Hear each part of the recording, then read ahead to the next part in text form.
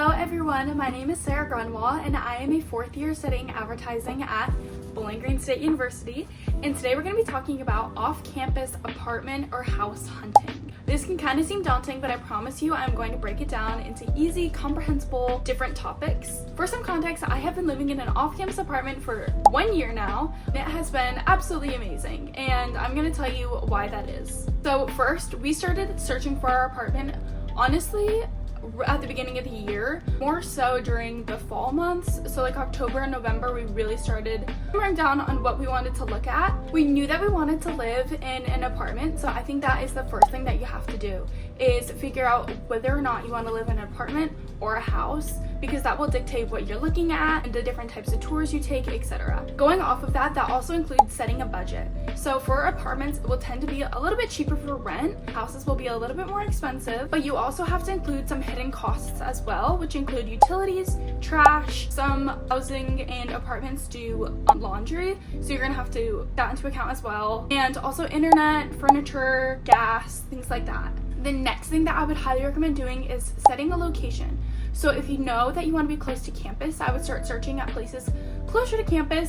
If you know you want to be closer to the rec center, go closer to the rec center. If you want to be closer to downtown, I would go closer to downtown, start looking around those areas. You will see a lot of things that are up for rent because they will have a poster that says like for rent or now looking for new tenants, something like that. So you'll know that they are actively seeking new tenants, and that is a place that you can rent. Also, if you're looking for something that has accessibility to grocery stores or shuttle service, places like the Edge or Falcons Point will be perfect for you because they do have student shuttle services. Another thing that I highly recommend is going into it knowing who your roommates will be, if you even want roommates at all. So if you want to live in a solo house or apartment, go by yourself because you'll know exactly what you want and where you're thinking about living, things that are in your budget, etc.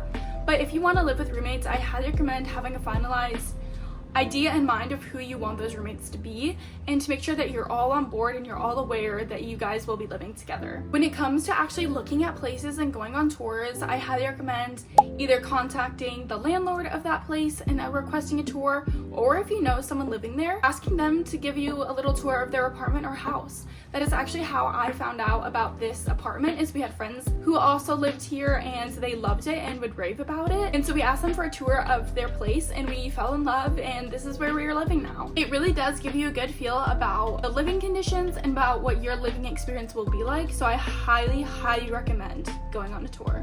Another thing that is good to know is also looking at the lease length. If you want a 12-month lease and you're going into it knowing that you want a 12-month lease, don't sign somewhere where it's only a 10-month or a 14-month. Make sure that you're signing places that have exactly what you want. Also, another thing is some places come furnished, some places come unfurnished, which is the most common, is for places to come unfurnished, but it really is a debate between accessibility and convenience.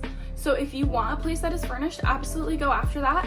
I know Falcons Point and the Edge both come furnished, or if you want to live in a place that is unfurnished, just keep in mind that you are going to have to be hunting for different things like a bed, desk, dresser, things like that. Great places to look for apartments or roommates would be Facebook groups, Zillow, apartments.com, school housing boards, friends, word of mouth, etc. Another thing is that the first day that you can sign for your apartment or house, I highly recommend being there, being ready to sign that day, just to make sure that your top choice isn't taken or gone, and you know for sure that you have that place secured. You may have to have something like a co-signer agreement. Your parent or guardian may have to sign with you, so keep that in mind before you sign. I really hope this helps you in your college apartment or house hunting.